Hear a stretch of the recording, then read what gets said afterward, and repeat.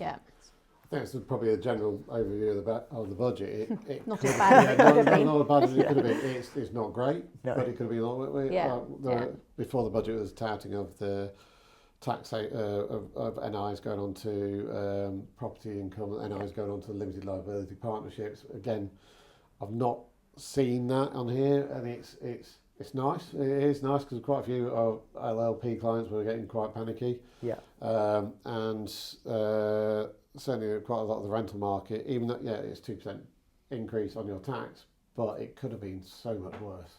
Could have been. But I think, as we say, that's possibly by design. Yeah. You know, Yes, the amount absolutely. of fear and leaks in the 3 months Yeah. leading up. You thought the worst, and and it wasn't as bad, so you didn't get the brunt of it. Yeah. And again, but then that seems to be almost a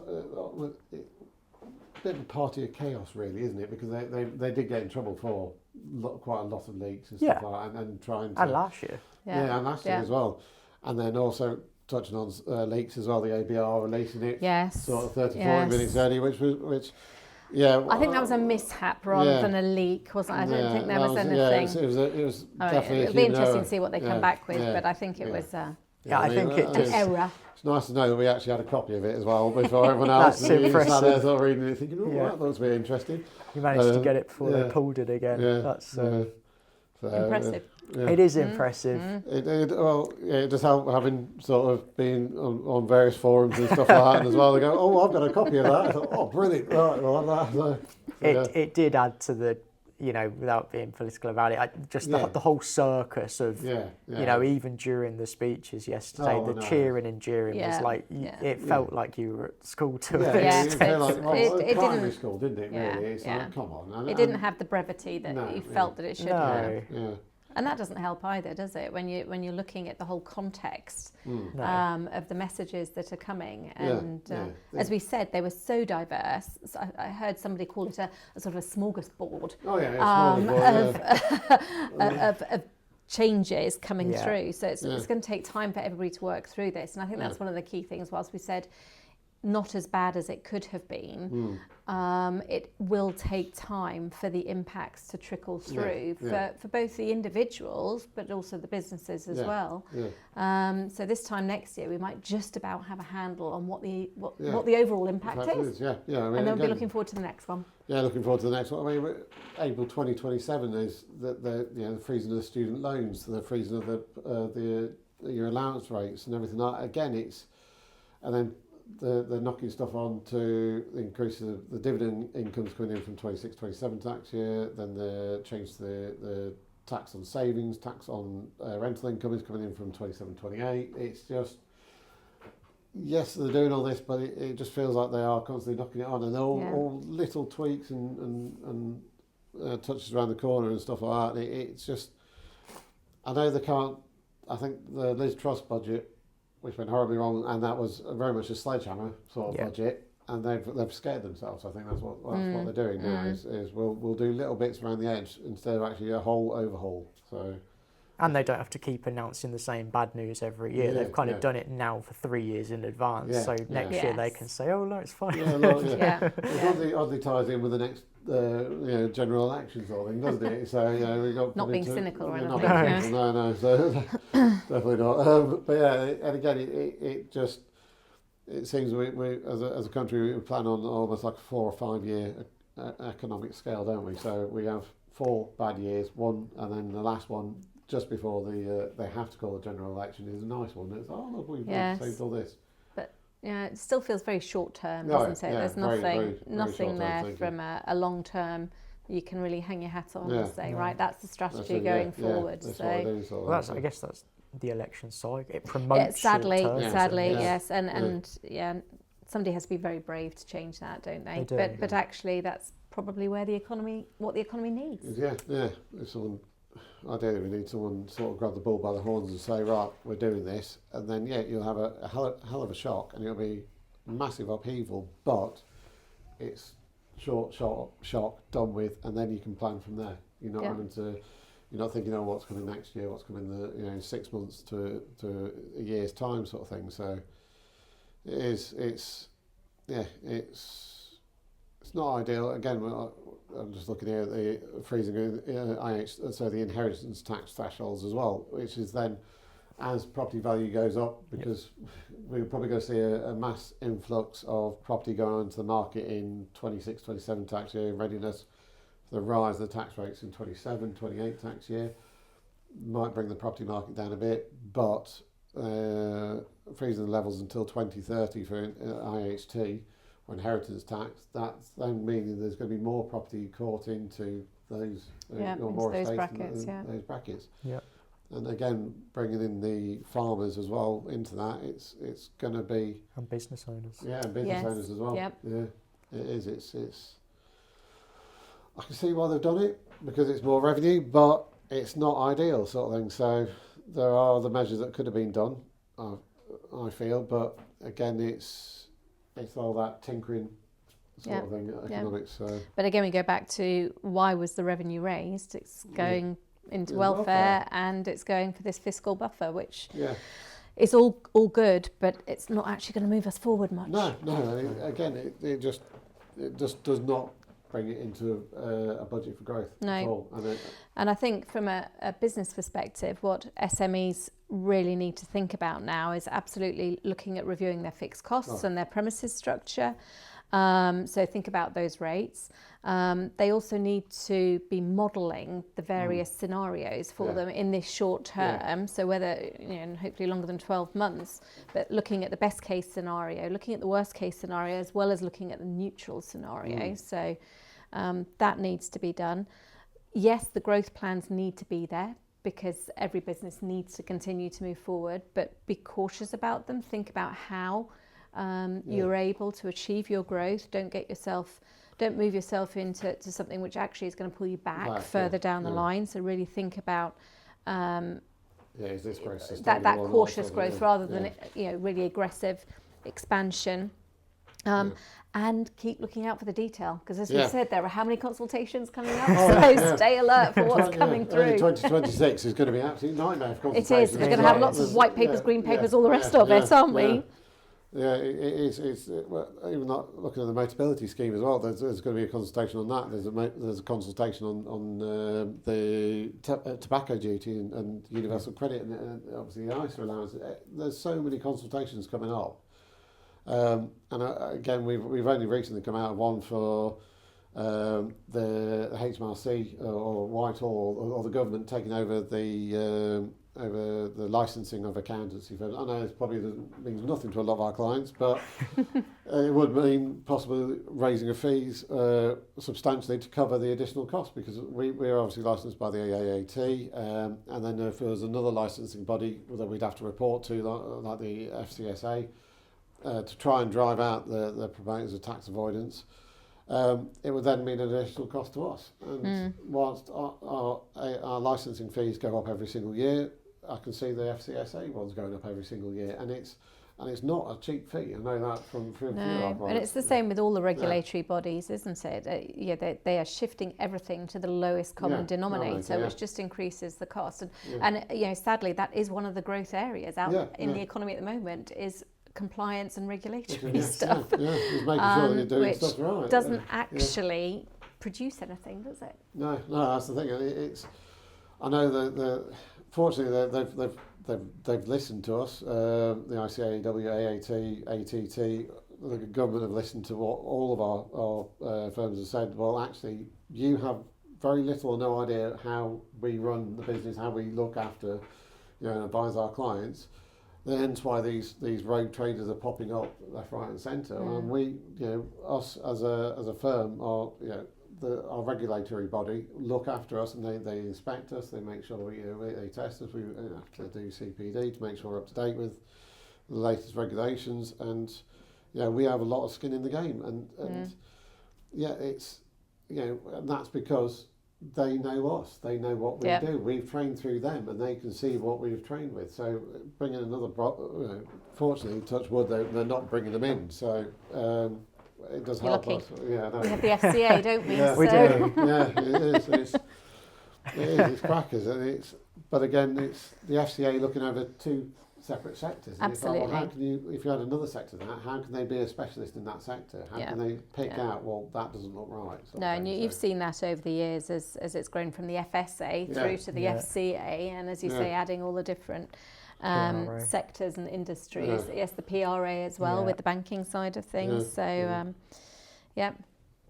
all fun and games in the world of compliance. I know, and it's whilst at times it feels like a lot of red tape, it gives you that almost that sort of comfort blanket, knowing that you are actually doing stuff right. You are actually making sure things are being done properly and stuff like that. We have the mantra, we like to sleep at night. So therefore, I like to sleep at night. It's making sure that we are doing the right thing for the customer, the client, as well as for us as a business. They need people who are that sad to sit there and read through the budget late at night on the day the budget comes out and stuff like that, and pick through the details, because we're here to help you guys, sort of thing.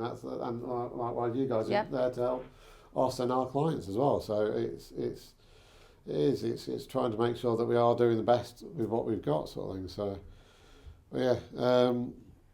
and hence why it's our job to know the detail, not our clients' job, because they've got other things to do, which are far more interesting. I know that's the way. None of our clients is like, well, I have no idea about accounts or anything like that. It's like, well, I don't know anything. I don't know how to plaster a wall. I don't know how to build a stair rail. I certainly don't know how to record things either. I mean, as doing a very good job here actually as well. But I can sit there. I can delve into your accounts, and I can present them in a way that you actually understand that. Right, okay, I can see where my costs are going. I can see where my income's going, and likewise, you can look at the financial markets and go, right, well, that's a good place to invest here. It's like these people will be able to help you with your cash flow and stuff like that. Well, it just shows the value of that professional support, and I know you mentioned that before, Matt. The irony of it is that you need the professional support, but actually.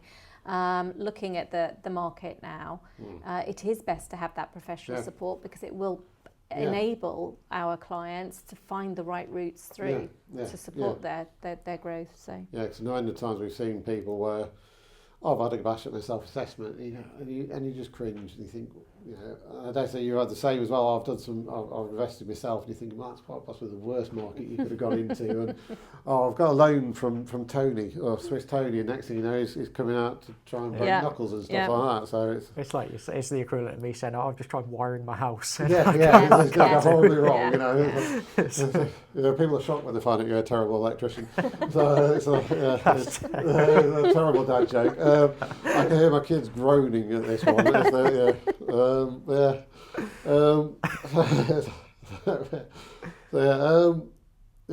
Again, it's one of these budgets where there's lots of little bits and pieces. I mean, I'm staring at a page here where even though they've even covered Veterinary Surgeons Act reform as well. Again, it's one of those very random budgets where there's lots of little bits and pieces and stuff like that. Freezing of the NHS prescription charges, which is a great freeze. Rail fare freeze as well. That I can see that being a big headline, but that's not going to freeze until March 2026. So you've got from now to March 2026 for them to put the prices up, and that'll build in that buffer for them. And it's a nice. I wouldn't say it's a nice budget. It's a nice for the welfare state. It's certainly not great for businesses or the SME market, but it could have been a lot worse. Much like we said last year, it could have been a lot worse. Did you touch on EMIs? I can't. Sorry, I've had too many conversations about the budgets. No, I don't think we actually touched on the EMIs. So if you want to.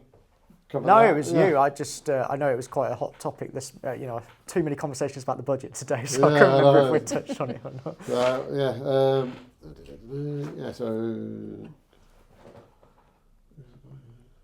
Looking at this, they've actually.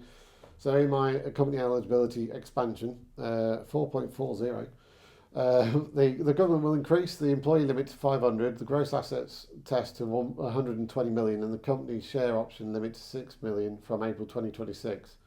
Maximum holding period will increase to 15 years, including respect of existing EMI contracts. This will be legislated in the Finance Bill 25/26. The EMI notification requirement will also be removed from April 27. This will be legislated in the Bill 26/27. It is quite nice. So it certainly allows for sort of more employees and you know, companies to actually invest in there. And it's nice. Admittedly, I think we've got one, possibly two clients that have done this. So I'm not a specialist in this, so I'm going to look Sorry. at that and sort of push it towards him if that's okay. So, but yeah. So.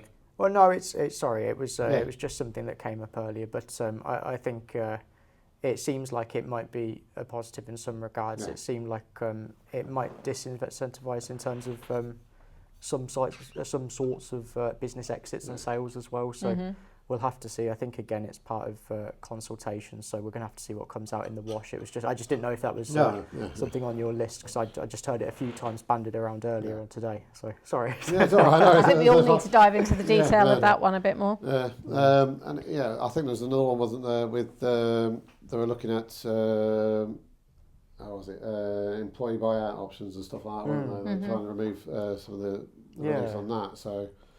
Instead of 100%, they were looking at dropping that down to 50. Again, which it's one of those ones where we've not. I've not come across it for a number of years, but again, it's I can see that sort of really starting to affect some of the exit planning and stuff like that as well for quite a lot of business owners as well. It used to be quite a nice one to. Because you're still keeping it within the team, within the people who have actually been there. Now you're looking at you're going out into the open market a bit more and stuff like that, and then it's it sort of starts muddying the waters a bit more there as well. And again, it's not something I've delved into, but I know it is coming through. I think that's April 27. I think there's now.